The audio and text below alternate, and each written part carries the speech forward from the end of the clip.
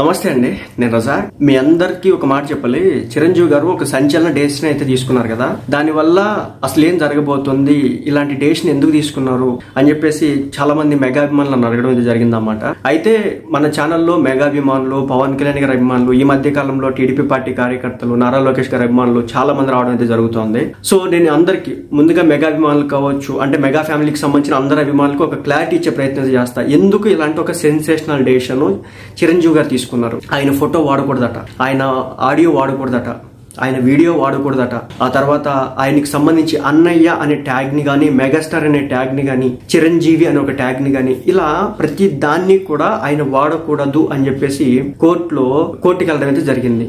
అసలు ఎందుకు వెళ్ళినారు, దీని వెనక కారణం ఏంటి, అసలు మెగా ఫ్యాన్స్ కూడా ఈ ట్యాగ్ వాడడానికి అనర్హులా? అంటే చాలా మంది మెగా అభిమానులు ఉన్నారు, ఆయన అంటే కోసుకునేటటువంటి అభిమానగణం ఉంది. ఆయన మీద ఒక మాట అంటే కళ్ళలో నుంచి నీళ్ళు వచ్చే అంత అభిమానులు ఉన్నారు, వాళ్ళు కూడా వాడడానికి వీల్లేదా? ఇలా చాలా మందికి రకరకాల డౌట్స్ ఉన్నాయండి. సో లెటర్ కూడా బయట వచ్చింది, రెండోది ప్రెస్ నోట్ రిలీజ్ చేస్తున్నారు, తర్వాత కోర్టు కూడా చెప్పడం అయితే జరిగింది. సో నేను మీ అందరికి ఒకటే మాట చెప్పాలనుకుంటున్నాను, ఇది క్లియర్ గా చెప్తాను. నేను అసలు వాడడానికి అర్హులా లేదా దానికి సంబంధించి మొత్తం క్లియర్ గా చెప్తాను. మెగా ఫ్యాన్స్ ముఖ్యంగా వీళ్ళు వాడడానికి అర్హులా? నెంబర్ 1, చాలా పెద్ద సెక్షన్స్ ఉన్నాయన్నమాట.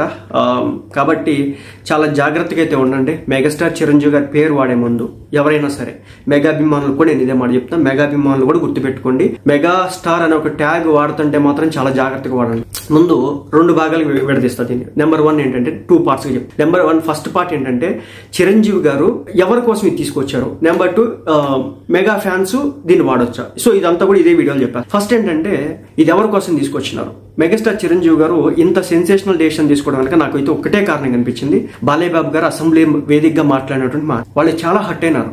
నిజం చెప్తున్నా. అంటే చిరంజీవి గారిని ఎంతో మంది ఎన్నో మాట్లాడినారు, ఆయన మీద కోడిగుడ్లేసి దాడి చేసినారు, తర్వాత ఆయన కుటుంబం మీద దాడి చేసినారు, ఆయన ఏదో శానిటైజర్ ఇట్లా పూసుకుంటే కూడా దాని మీద కూడా రాజకీయం చేసినటువంటి మీడియా ఉంది.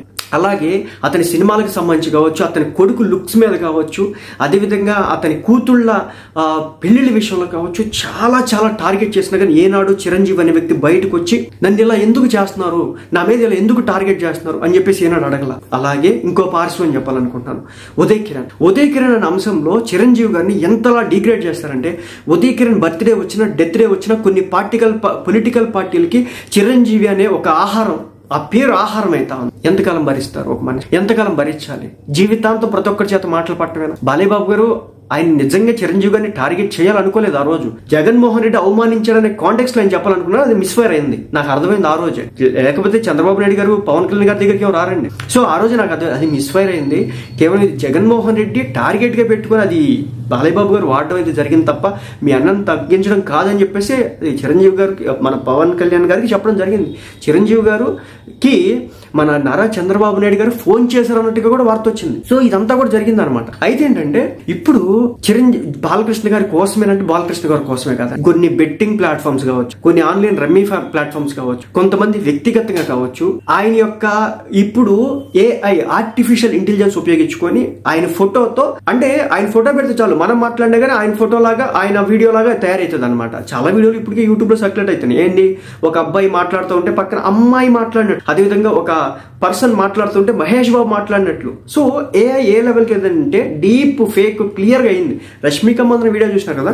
సో ఆ మాదిరిగా బిజినెస్ పర్పస్ వాడేసుకుంటున్నారు చాలా మంది. నెంబర్ 1. Number 2 online trolls. ఒక శిఖరం ఎన్ని కాలం మాట్లాడి ఎంతకాలం ఇష్టం వచ్చినట్టు దాడి చేస్తారు. అతనికి పెట్టేటటువంటి పేర్లు, అతని వయసు 70 సంవత్సరాలు, కిందకి 16 సంవత్సరాలు కూడా రానోడు కూడా ఎలా మాట్లాడతాడంటే అన్ని తెలిసినట్టు ఆ వ్యక్తి గురించి దోషణాపరం చేస్తున్నాడు. నేను కొన్ని వీడియోలు చూసి ఉదయ్ కిరణ్ కి సంబంధించి చిరంజీవి గారిని టార్గెట్ చేసే అంశం మామూలు అంశం కాదండి. అసలు ఉదయ్ కిరణ్ ఎపిసోడ్ ఎప్పుడు జరిగింది, ఆయన ఎప్పుడు పెళ్లి చేసుకున్నాడు, ఆయన ఎప్పుడు సూసైడ్ చేసుకున్నాడు అనే దానికి లెక్క తీస్తే తెలుస్తుంది. ఉదాహరణ చెప్తున్నా. 2000వ సంవత్సరంలో ఉదయ్ కిరణ్ అనే వ్యక్తితో చిరంజీవి కూతురికి ఎంగేజ్మెంట్ అయితే 2010 సంవత్సరాలు. ఫర్ ఎగ్జాంపుల్ చెప్తున్నా, నాకు ఇప్పుడు నేను డేట్స్ అన్ని తీయాలంటే కొంచెం టైం పట్టింది కాబట్టి నేను ఎగ్జాంపుల్ చెప్తున్నా అర్థమయ్యేటట్టు. ఫర్ ఎగ్జాంపుల్ 2010లో ఆయన వేరే ఒక అమ్మాయిని పెళ్లి చేసుకుని ఆ తర్వాత ఒక సంవత్సరంన్నరకు సూసైడ్ చేసుకున్నాడు. అసలు దీనికి చిరంజీవికి ఏం సంబంధం? నేను ఈ లాజిక్ తో చెప్తే కూడా నా మీద ఎక్కువ కూర్చున్నారు కొంతమంది. నువ్వెందుకు మాట్లాడుతావు, ఆయన తరపున ఒకళ్ళు తప్పుచుకుని ఆయన డబ్బులు ఇచ్చినాడా? నాకేనాడు చిరంజీవి డబ్బులు ఇవ్వాలి? అభిమానం, గౌరవం, ఆయన చూసినటువంటి ఆయన ఎదిగిన తీరు, ఆయన డాన్సులు, ఆయన నటన, తెలియని గౌరవం. నా వయసు చాలా చిన్నదై ఉండొచ్చు, కానీ అలాంటి వ్యక్తుల దగ్గర నుంచి మనం నేర్చుకుంది. ఇప్పుడు జూనియర్ ఎన్టీఆర్ ఉన్నాడు, డాన్స్ అంటే నాకు చాలా ఇష్టం. అల్లు అర్జున్ ఉన్నాడు, డాన్స్ అంటే నాకు చాలా ఇష్టం. రామ్ చరణ్ ఉన్నాడు, నటనే అలా ఒక్కొక్కరితో ఒక్కొక్కరు ఉంటది. ఇప్పుడు జగన్మోహన్ రెడ్డి గారు ఉన్నారు, ఆయన మెంటల్ స్ట్రెస్ ఎంత తీసుకుంటాడో ఆయన దగ్గర నుంచి మనం నేర్చుకోవచ్చు. అలా చిరంజీవి అనే వ్యక్తి ఒక ఎమోషన్ చాలా మందికి. ఆయన నీకు ఎప్పుడైనా నిన్ను పిలిపించుకున్నాడా, నీతో మాట్లాడినాడా, నీకేమన్నా ఏమన్నా అందరం ఎక్కించిన ఏమి ఎక్కిపోవచ్చు. బట్ వాళ్ళని చూసి మనం ఏదో ఒకటి నేర్చుకున్నాం కదా. చిన్నప్పుడు మనకు ఒక ఉత్సాహం ఇచ్చినారు కదా. ఇప్పుడు బాలయ్య బాబు గారు ఉంటారు, అఖండ సినిమా అసలు థియేటర్లో చూస్తే రొమ్మలు నిక్కబడుచుకుని ఆయన నాకేం సంబంధం ఉందా అంటే ఒక్కొక్కరి దగ్గర నుంచి ఒకటి తెలుసుకుంటారు. సో అలా ఉదయ్ కిరణ్ అనే అంశాన్ని చిరంజీవి గారికి ముడిపెట్టి పదే టార్గెట్ చేయడం. అది ఆ తర్వాత సోషల్ మీడియాలో ట్రోల్స్. ఆయన సినిమా వస్తుందంటే చాలు ఏ స్థాయికి వెళ్తున్నారంటే, మనవరాల వయసులో అమ్మాయితో డాన్స్ ఏంటి, స్టెప్లు ఏంటి, ఆయన ఏమన్నా సెమీన్యూడ్గా ఏమైనా వీడియోలు చేస్తున్నాడు ఏమి లేదు, నగ్నంగా ఏమన్నా చేయకూడని చేస్తున్నాడు ఏంటి, లేదు రొమాన్స్ అంటే అమ్మాయి మీద పడిపోయో దేకేస్తున్నాడు ఏంటి. పచ్చిగా మాట్లాడితే చాలా దారుణంగా ఉంటుందండి. చిరంజీవి గారిని టార్గెట్ చేసే విధానం, బాలయ్య బాబు గారు కావచ్చు, నాగబాబు గారు, మన నాగార్జున గారు కావచ్చు, వెంకటేష్ గారు కావచ్చు, ఇప్పుడు ఉన్నటువంటి ఆ ఒకప్పుడు టాప్ హీరోలంతా కూడా హీరోయిన్స్ విషయంలో కావచ్చు, వాళ్ళ రొమాన్స్ చేయట్లేదు వాళ్ళు ఏమి, అక్కడ అదేం నడవట్లేదు. మొన్న చిరంజీవి గారు ఒక మీసాల పిల్ల సాంగ్ వచ్చి ఎంత అద్భుతంగా ఉంది. ఒక మరణ మృదంగంలో సాంగ్లు కావచ్చు, గ్యాంగ్ లీడర్ సాంగ్లు కావచ్చు, ఖైదీ సాంగ్లు కావచ్చు, చూస్తే మీరు అప్పుడు డాన్స్ స్టెప్లకి ఇప్పుడు చూస్తే కనుక ఇది చిరంజీవి అనిపించింది మీకు. అర్థమైందా? అలా చిరంజీవిని పట్టుకొని ఆయన వయసుని పట్టుకొని ఆయన డిగ్రేడ్ చేయడం ఇలా ఒకటి కాదు రెండు కాదు. ఆయన ఏ సినిమా వచ్చినా కానీ దాన్ని ట్రోల్ చేస్తున్నారు, ఏ సినిమా వచ్చినా కానీ టార్గెట్ చేస్తున్నారు, వయసుతో సంబంధం లేకుండా టార్గెట్ చేస్తా ఉన్నారు. ఎంతకాలం మాట్లాడతారండి ఎవరైనా. తర్వాత పాలిటిక్స్. చిరంజీవి గారికి పాలిటిక్స్ కి సంబంధం లేదు. ఆయన సొంత తమ్ముడు అయినప్పటికీ కూడా ఏ రోజు కూడా ప్రజారాజ్యం పార్టీ జెండా పట్టుకోవడం కానీ, జనసేన పార్టీ జెండా పట్టుకోవడం కానీ, జనసేన పార్టీ యొక్క సింబల్ చూపించడం కానీ, జనసేన పార్టీకి ఓట్లేమని అడగడం కానీ చిరంజీవి గారు ఇప్పటివరకు చేయలేదు. కానీ ఆ వ్యక్తిని రాజకీయంగా టార్గెట్ చేస్తారా? ఎంతకాలం టార్గెట్ చేస్తారు మీరు రాజకీయంగా ఆ వ్యక్తిని? ఎంతకాలం దోషణ పర్వాలకు దిగుతారు? ఎంతకాలం మీకు ఇది చలమణ అవుతుంది? సహించరండి. ఒక మనిషి ఒకసారి సహిస్తాడు, 2 సార్లు సహిస్తాడు, కానీ ఆయన దాదాపు 40 ఏళ్ళకి సహిస్తానే ఉన్నాడు, దాదాపు 50 ఏళ్ళకి సహిస్తా ఉన్నాడు. 20 సంవత్సరాల వయసులో సినిమా ఇండస్ట్రీకి వస్తే ఇప్పుడు 70 ఏళ్ళు అంటే 50 ఏళ్ళకి సహిస్తాను. వచ్చిన మొదటి రోజు నుంచి మొన్నటి వరకు ఎలాంటి రాతలు రాస్తారండి? పవన్ కళ్యాణ్ ఏదో 2 లక్షలు విలువ చేసే పుస్తకాలు చదివాడంటే 2 లక్షల పుస్తకాలు చదివాడు అని చెప్పేసి పుట్టించినటువంటి చరిత్ర ఉంది ఇక్కడ. ఎన్ని మాటలు పడతాడు చిరంజీవి. చెప్పిన ఆయనే బహిరంగంగా చెప్పినాడు, శానిటైజర్ రాసుకుంటే దాని మీద రాజకీయం చేశారు అని చెప్పి. అలా కూతురు పెళ్లి వివాహం విషయంలో మనకెందుకు? ఈ రోజుకి కూడా టార్గెట్ చేస్తా ఉన్నారు వాళ్ళని. ఎందుకు చేయాలి మీరు? అందుకే ఒప్పుకోదలుచు. పవన్ చిరంజీవి గారి పేరుని కమర్షియల్ గా వాడినా, పర్సనల్ గా వాడినా, అబ్యూస్ చేసిన, ట్రోల్స్ చేసిన, రాజకీయంగా వాడినా, మీడియాలో ఇష్టం వచ్చినట్టు వాడితే చెక్కుతారు. ఆయన వార్నింగ్ డైరెక్ట్ గా ఇచ్చినాడు. ఇప్పుడు మీకు అర్థమవుతుందో లేదో, వార్నింగ్ ఇచ్చినాడు. ఇప్పుడు నేను ఆ ప్రెస్ నోట్ మొత్తం చదవచ్చు అనమాట, కానీ టైం పడుతుంది, కుదిరితే చూస్తాను. దాని ఓవరాల్ సారాంశం నేను చెప్తున్నా. మెగాస్టార్ చిరు వన్నయ్య ఈ ట్యాగ్ చేయి కూడా వాడొద్దు మీరు అని చెప్పేసి తీసుకున్నాడంటే నిర్ణయం ఏమర్థం? ఆయన రెండోసారి ఇంకా వార్నింగ్ ఇయ్యడు. కోర్టు ఆల్రెడీ నీకు చెప్పింది, ఎవడైనా ఏదైనా మార్ఫ్ వీడియో వేసినాడు, లేదంటే ఆయన ట్రోల్ చేసినాడు, ఆయన ఇమేజ్ వాడినాడు, ఆయన ఆడియో వాడినాడు, అప్పుడు ఏం చేస్తారు అనుకున్నారు చిరంజీవి గారు? కోర్టు నుంచి ముందు కేసు వేస్తారు పోలీస్ స్టేషన్లో. వేసిన తర్వాత పోలీసులు పిలిపించుకుంటారు కదా, అప్పుడు అడుగుతారు, ఏమయ్యా అతను కోర్టు దగ్గరికి వెళ్ళి ఆర్డర్ తెచ్చుకున్నాడు, అతని పేరు వాడొద్దన్నాడు, ట్యాగ్ వాడొద్దన్నాడు, ఫోటో వాడొద్దన్నాడు, వీడియో వాడొద్దన్నాడు, ఆడియో వాడొద్దన్నాడు, నువ్వు ఎలా వాడతావయ్యా అని చెప్పేసి అడుగుతాడు పోలీస్ ఆయన. తప్పనిసరిగా నాన్ బెయిలబుల్ కేసులు పెట్టేస్తాడు రాబో రోజుల్లో. ఇలాగే మీరు సృష్టించితే ఈ రోజుకి నేను జగన్మోహన్ రెడ్డి గారి వైసీపీ పార్టీ సానుభూతిపరుడు కాకపోయి ఉండొచ్చు, ఒక్క బూతి మాట మాట్లాడలేదు. అలా ఇంట్లో భారతిరెడ్డి గారిని టార్గెట్ చేసిన రోజు కూడా ఇది తప్పు అని చెప్పినాడు. నేను ఎందుకు తిట్టాలి? మనం ఏం హక్కు ఉంది? బాలయ్య బాబు గారు ఒక మాట అన్నారు మొన్న, బాలయ్య బాబు ఇది కరెక్ట్ కాదేమో అని చెప్పాం, కానీ బాలయ్య బాబు నువ్వు ఎలా అంటావు అని చెప్పేసి నిలదీయలేదే. మనకేం అవసరం? అభిమానులు కొంచెం నొచ్చుకుంటున్నారు కాబట్టి ఇది కరెక్ట్ కాదేమో సార్ అంతే. సో ఇంకా రెండో ఇద్దరిద్దరం ఇంకా నేను వాగదలుచుకోవట్లేదు, ఎందుకంటే చెప్పాల్సింది చెప్పా. ఎవడైతే మెగాస్టార్ చిరంజీవి గురించి నీచాతి నీచంగా లేదా ట్రోల్ ఏది చేసినా సరే వేస్తారు, అది పక్కకు పెడితే అభిమానులు వాడొచ్చా? సింపుల్ డైరెక్ట్ చెప్తున్నా, అభిమానులు కూడా వాడడానికి లేదు. బ్లడ్ పోసుకునే అభిమానులు అయినా సరే వాడడానికి లేదు. అంటే ఒకటి ఆయన మంచితనం ఉందాడ, నా అన్నయ్య నా చిరంజీవి గారు, నా అన్నయ్య సినిమా వచ్చింది, నా అన్నయ్య అది, నా అన్నయ్య ఇది అని చెప్పేసి ఒకటి వేరు. లెక్క ప్రకారం అలా పెట్టినగా ఆయన కేసు వేసుకోవచ్చు. నేను వాడొద్దన్నాగా నువ్వు ఎందుకు వాడేవని చెప్పి. బట్ అలాంటి వ్యక్తిగా చిరంజీవి. కానీ నేను ఒక మాట చెప్పు, అభిమానులకి ఎంతో రెస్పెక్ట్ ఇచ్చే వ్యక్తి చిరంజీవి, అభిమానులు ప్రేమించే వ్యక్తి చిరంజీవి. ఆయన బ్లడ్ బ్యాంకు, ఆయన ఐ బ్యాంకు, ఆయన మొన్న వచ్చినటువంటి ఆక్సిజన్ బ్యాంక్స్ చెప్తున్నాయి కదా, ఆయనకి అభిమానులు అంటే ఎంత ఇష్టమో. ఎవరు మనిషి అన్న తర్వాత ఎప్పుడైనా కోపం వస్తుంది. అప్పుడప్పుడు బాలయ్య బాబు గారు కూడా కొడతారు, చిరంజీవి గారు కూడా కోపం వచ్చింది వీళ్ళు చేసే రచ్చకి. సో నేను చెప్పేది ఒకటి, అన్నయ్య గారు అభిమానులకు నేను చెప్పేది ఏంటంటే, వాడొచ్చు అంటే వాడొచ్చు, కానీ ఏంటంటే ట్రోల్స్ కి వాడొద్దు, ఎదుటోడికి కౌంటర్లు ఇవ్వడానికి వీలైనంత వరకు ఫోటోలు వాడొద్దు, పేరు వాడొద్దు, ఏం వాడదు. కోర్టు ప్రకారం అయితే వాడకూడదు, కోర్టు ప్రకారం వాడకూడదు. అలా వాడితే కనుక ఆయన సింపుల్ ఇలా వాడుతున్నాను నా ఫోటో ఈ ఐడియా నుంచి అని చెప్పేసి చెప్తే కనుక ఆయన కేసు వేసేస్తారు. కాబట్టి నిక్కచ్చిగా చెప్పాలంటే, కోర్టు పరంగా చెప్పాలంటే సొంత అభిమాన గణం కూడా వాడడానికి లేదు. ఇది వేరేగా తీసుకుని నేను చెప్పేది ఏం లేదు, లిటరల్ గా చెప్పు, అభిమానులు కూడా వాడడానికి లేదు.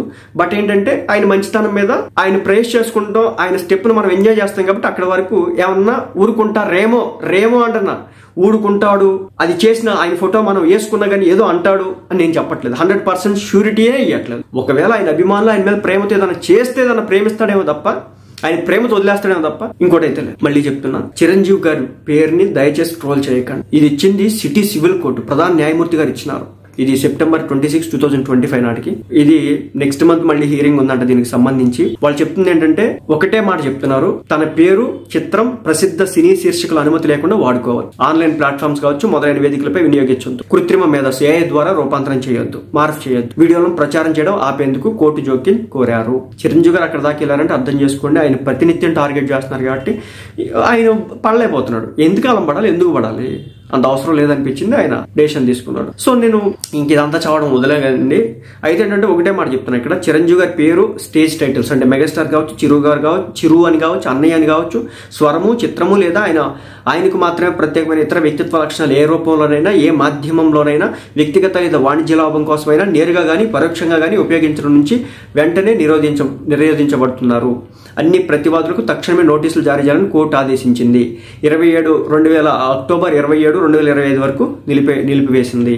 సో వ్యక్తిత్వ ప్రచార హక్కుల ఉల్లంఘన కానీ, పరువు నష్టం చర్యలు కానీ జరిగితే సంబంధిత ఫౌజ్దారీ చట్టాల ప్రకారం కఠిన చర్యలు తీసుకోబడతాయి. టెలివిజన్ ఛానళ్లు, డిజిటల్ ఫార్మేట్లు, మీడియా సంస్థలు, తదితర అన్ని రకాల వ్యవస్థలు, సంస్థలు టీఆర్పీలు పెంచడం, వీక్షకులను లాభాలను పొందడం వంటి ఉద్దేశాలతో చిరంజీవి గారి పేరు, చిత్రం, స్వరం, లైక్నెస్ లేదా ఇతర వ్యక్తిత్వ లక్షణాలు అనుమతి లేకుండా ఉపయోగించొద్దు.